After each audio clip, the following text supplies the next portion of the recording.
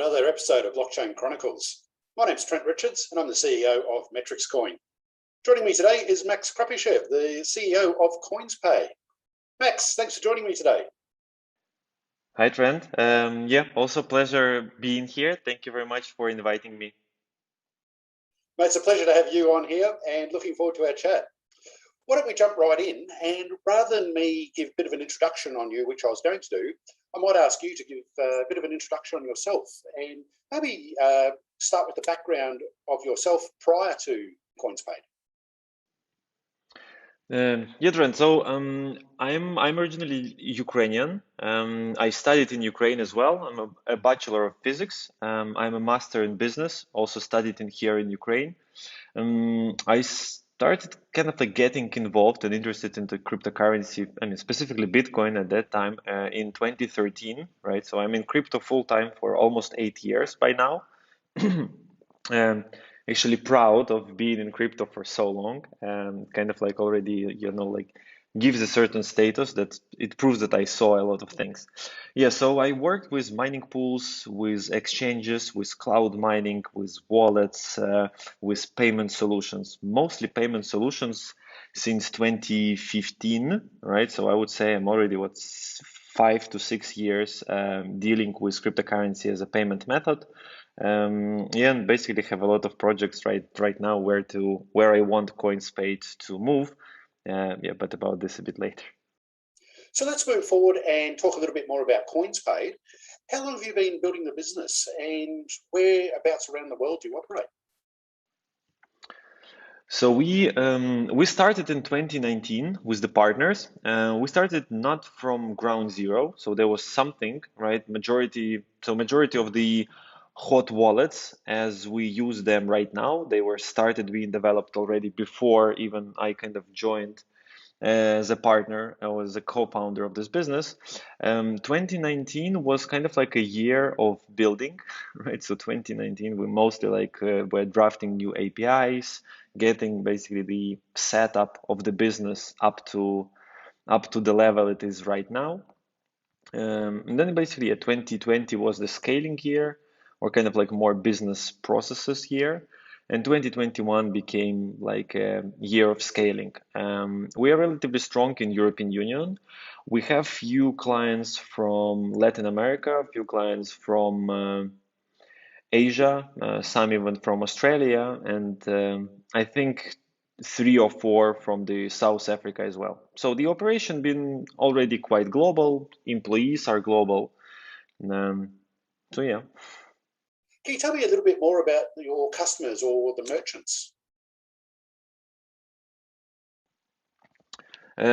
Speaking, our clientele is relatively different, right? Because how the system is built, right, is the hot wallets, is the accounting system with all kind of liquidity stuff, and then the API. So with all these 3 things, we basically have 4 different businesses, right? It's the hot wallet provider, is basically the exchange through an API. We call it like business wallet, and payment processing. And if you combine all 3, we are also providing a SaaS solution, right? So hot wallets are mostly like crypto clients, like another payment providers or exchanges who just need access to different blockchains. Then there are some clients who just need to use cryptocurrency to pay some bills, or maybe they have clients who wants to pay them in crypto. And on kind of like a payments API, it's mostly merchants. We have all in all around 700 merchants. We have in the hot wallet, I think now up to 10 clients. And SaaS solution, we even have 2 clients at the moment who are using our software in their business models. And also like dozens of businesses who just use a back office, as a wallet. I would say 80% of the business are high risk clients, right? I'm speaking about iGaming mostly, like sports betting, esports betting, esport item trading, casino businesses. I mean, all of them are licensed. I just say that this is kind of like the segment of the clients who are more interested in our services. And I also can probably say that a lot of the flows that we mastered are kind of like rotating around, the demands of the iGaming business. because competition is very fierce on this space, so clients are very demanding. They want payments instantly. They want them like instant exchange, no risks for the merchant and so on. So I would say if you can work with them with such a demanding client group, then you probably can with all the others. Um, and yeah, so kind of like I think it is fair for all the crypto processors in the world that the demand is the highest from the high risk. Yeah, fair to assume that demand for all the like crypto processing solutions is basically the highest from the high risk industries, right? Because they struggle with the classical payment methods more than all the other ones. Oh, wow. Okay. So you really are dealing with some sizable businesses. That's really, really interesting to know. Mate, can you tell me a little bit about the fiat currencies and also the cryptocurrencies that you're dealing with as far as the merchants go? How many fiat currencies do you have and how many cryptocurrencies are available? Yeah, so we try to support all the popular blockchains, right? All the popular cryptocurrencies. Here we kind of like we cannot really be setting the trend in this sense. So we have to support currencies which clients of our clients want to pay with, right? So if we see that, for example, Tron is evolving, right? We see that USDT is moving into Tron, we have to support Tron, right? So here we cannot be the one who is guessing, right? We kind of here have to be the one slightly following which blockchains become popular because you understand, I mean, as our hot wallets structure is in-house, right? So we develop everything, we tweak those nodes and so on. So we don't rely on external software from BitGo, Fireblocks, or you name them. So right now we have, I think, around 15 to 20 blockchains, which makes it like 30 crypto assets. Also, I mean, of course, we can plug in hundreds of the ERC20 ones, right? But we kind of like select only the good ones and the popular ones, or the ones from our friends and partners, if we want to support their business. About fiat currencies, this game is even more, I mean, is even easier, right? Because we can basically plug as many as we want.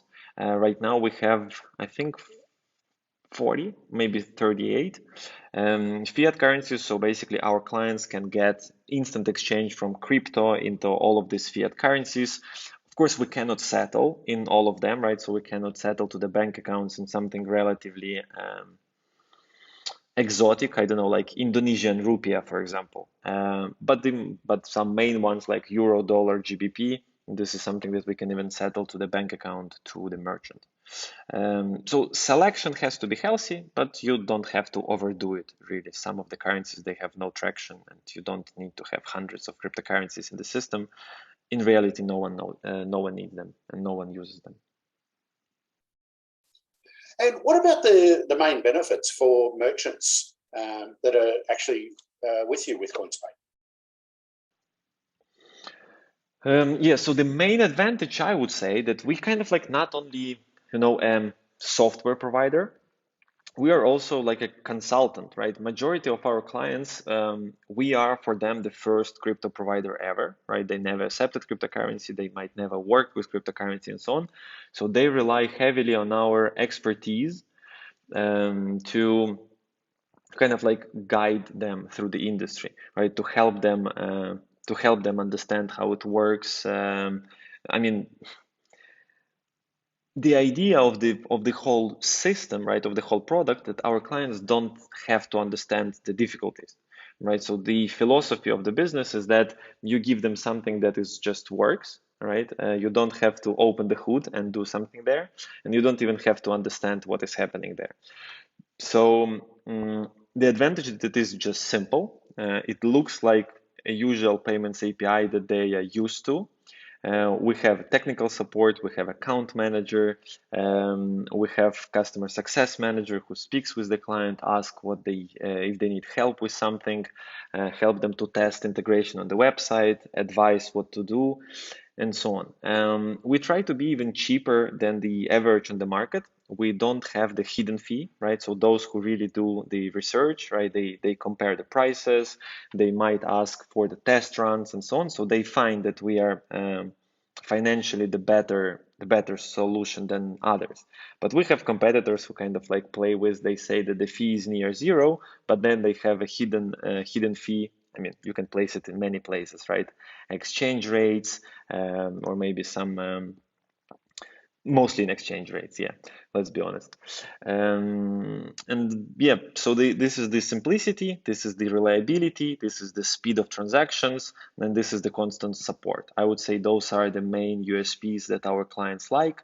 And because we are like one of the biggest in the world, right? We of course master many things better than others, right? So even if clients like start experimenting somewhere, they might as well just return to us in a few weeks or months and say, hey guys, we would like to speak with you again to understand how you can help us, because the provider who was selected is not ideal. Of course, we're also not ideal, right? This industry is always changing. The cryptocurrencies always update. I mean, in Ethereum, you can send the tokens not only through the official contracts, but also like through unofficial ones. So that is where we kind of like always have to be creative and play with it. But are there any specific partnerships that you're trying to put together in the coming months or years? Yeah, Trent. I mean, in our like crypto and fintech industry, I mean, you cannot do everything, right? You cannot just create all the services that you need yourself. So of course, it's a lot about partnerships. So we are right now looking heavily like to get some nice providers on the payment methods, right? Speaking a lot with acquirers, with APMs, and so on.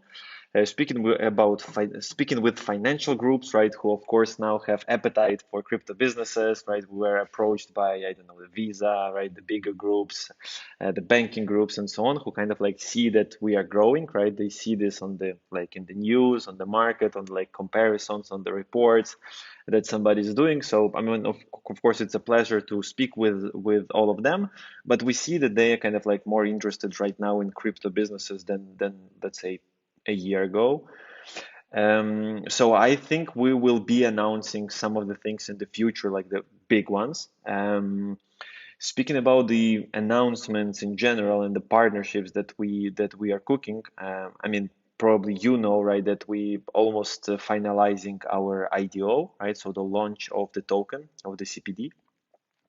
And basically, like when you close the private round, of course, you speak with a lot of potential investors, right? With a lot of influencers in the industry.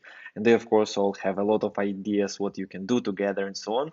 So it's fair to say that all July I was just speaking only about the partnerships. So, of course, there would be a lot of the things announced, right? I cannot announce any of them before they are kind of like official. And I would say so. Yeah, there would be a lot of them in DeFi. There would be some of them in financial industries, strategic engagement with the VCs, with the group of brands, and basically with influencers on the market who just kind of like creating news and so on. Okay, yeah, great. And I know a lot of our viewers, especially, are very keen to know more about your affiliate or your referral program, introducing merchants to Coinspaid. Maybe if you could just give us a bit of an outline on how that model actually works, maybe explain how people can start earning some dollars for themselves. Yes, and so right now we have like an interesting model which still works, right? So we have a partnership program which we kind of like sliced into two. So the first one, when you introduce us the client, it can be a merchant, it can be a hot wallet client, it might be any other sort of client who brings us revenue, right, and who works with us as a provider. So right now we share a cut of the revenue, for basically from 10 to 15% for a lifetime, right? So you bring a client, and as long as they bring us revenue, you earn your fee.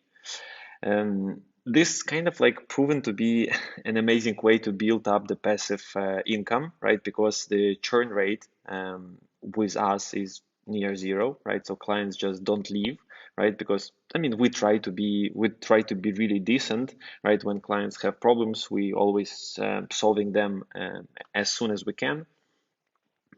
So clients just don't leave. So this is usually when you brought us the client, I mean, I'm quite sure that you won't be ashamed for the provider who you recommended. And then if client is happy, he's working, you're just getting a cut of the revenues, and it doesn't result in increasing the fee for the merchant, right? So the merchant just operates on the usual market rates. We treat them as a good client, as we treat all of them, even if we have to pay the cut to the reseller. Our fees are relatively like low to decent, I would say. So we charge usually from 1 to 1.5% for the payment processing. So 10 to 15% means like 0, 15% or even slightly more that the reseller or introducer can get. And also this is fair for the SaaS solutions, right? Which is kind of like a clone of our software solution that maybe a financial group, a payment provider might be running under their own brand. Here we also have this reseller offer. And generally, where do you see crypto payments going over the next, say, I don't know, 5 years? I mean, I would say in 5 years, I see a more general adoption, right? I think that crypto should become like an industry standard, right? And market standard, like we have now, like with the Visa and MasterCard, right? There are some more specific ones for different markets, but Visa, MasterCard is kind of like you always need to have those two, right? At least if you operate somewhere around European Union. So I think crypto should become something like this, and I think it will become. We are seeing already movement in that direction. I see interest from Visa, from PayPal, right? Revolut has crypto to some extent. More fintech solutions appearing, kind of like allowing crypto balances, crypto payments, and so on. So I think in 5 years, any sort of online international business should have cryptocurrency as a payment method, should have cryptocurrency together with the Swift payments, right? When you invoice someone, this would be just a good tone to include also, I don't know, USDC address, USDT address, I don't know, Bitcoin address. So I'm quite sure we will get there. I mean, what we're doing right now is preparing for this adoption, right? As I mentioned before. Yeah, right. Okay, that's really interesting. I guess I'll start to wind things up a little bit because I don't like these Blockchain Chronicles series to go too long. Maybe, is there anything else you'd like to share with our viewers? Yeah, no, just to maybe to wish everyone good luck with investing, with exploring the industry, with reading the market directions correctly, not only about the price of crypto, but also like trying to understand how technology is cooperating with the business. Because from what I see myself, kind of like the best way to understand where it is going is to understand where technology helps the business. Yeah, we're kind of like in the same boat with everyone else.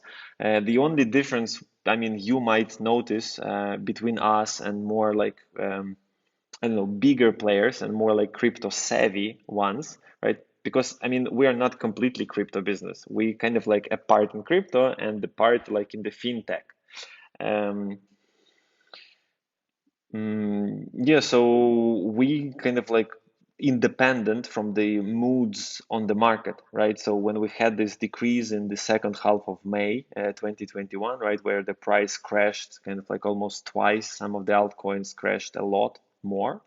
We didn't crash, right? Our revenues didn't really change. Our volumes even increased.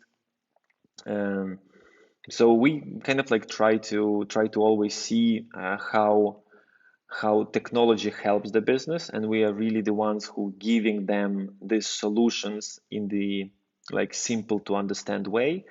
um, yeah, so this is what I recommend to everyone who is building the business in crypto, not only concentrate kind of like on crypto, but also see how it really helps the other industries or maybe the well-being of the people. Great, thanks for that, Max. It was great to have you on. It's been a long time in the making, as you know. Our schedules obviously have been very, very different, but thanks for spending the time with us and telling us all about Coinspaid. Until we meet again, ciao from us.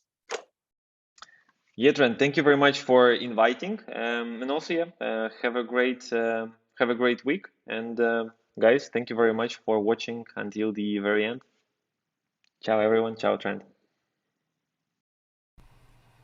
Hey everyone, thanks for watching the Blockchain Chronicles. If you like anything that you heard today, please give the video a thumbs up. If you want to contribute to the conversation that was had between the guests, leave a comment below and we'd love to get your thoughts. Also, please subscribe and hit the notification bell. That way you'll get notified every time that we upload, which we are looking to do a couple times a week. So make sure you don't miss out. So once again, thanks for watching, and we'll see you in the future. Bye.